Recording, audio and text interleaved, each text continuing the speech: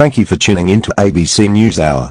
I'm Paul Newman, and today's top story is diversity in the classroom.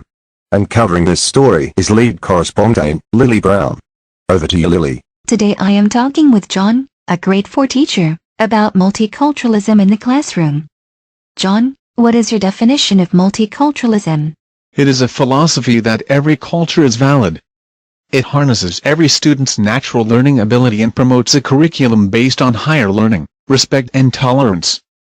At the heart of multiculturalism is the appreciation of diversity. What does multiculturalism look like in your classroom? It starts with treating students equitably, not equally. I teach my students that there are multiple historical perspectives. I encourage critical thinking, and I make my students aware of global issues. I have heard the term social justice. Can you explain to us what this means in your classroom? Social justice is all about teaching students to respect the diversity of all people.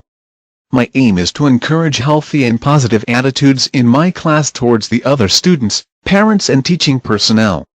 By doing this, the natural progression of this respect will extend outside school and promote acceptance, respect and appreciation to everyone in the community, to help close the gap that currently exists. The diversity you speak of can be quite significant within the schools, so when you plan for multicultural teaching, what do you consider to be the more important factor? I am reluctant to refer to one part being more important than another. However, I would like to draw particular attention to two areas.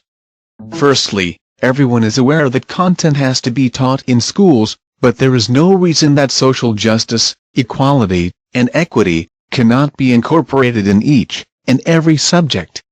The second factor, I would encourage educators to consider that the macro culture of their classroom, for example, your class, can often have an effect on the microculture, the students who are from the smaller cultural backgrounds. These students can often have a tough time adjusting to school life, especially when their own cultural rules and expectation vary from school.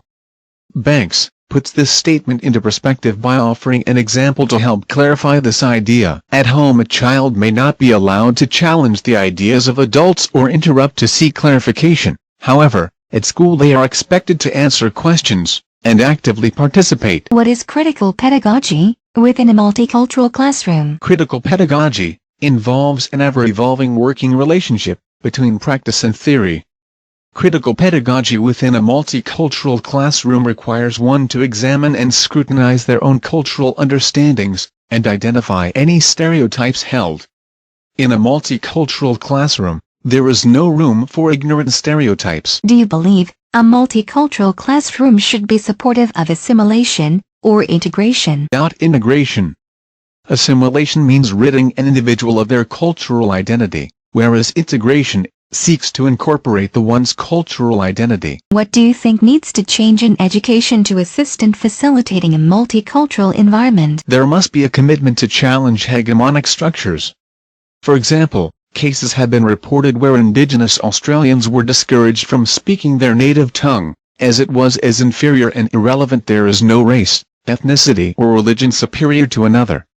The creation of such hierarchy is what creates discriminatory attitudes. At a classroom level, I think educators need to make a conscious effort to stamp out any prejudice or unfair ideas and opinions.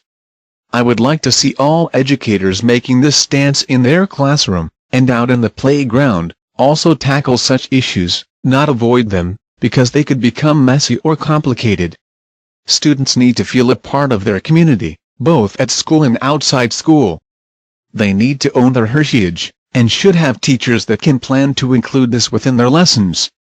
All students should broaden their horizons. After all, they may one day wish to travel, and be faced with the bias they have in the past put onto others. Thank you, John. It has been a pleasure talking with you. Thank you, Lily, for that great report. A copy of the transcript can be found at the end of this newscast. Once again, thank you for tuning in to ABC News, brought to you by Catherine and Michelle.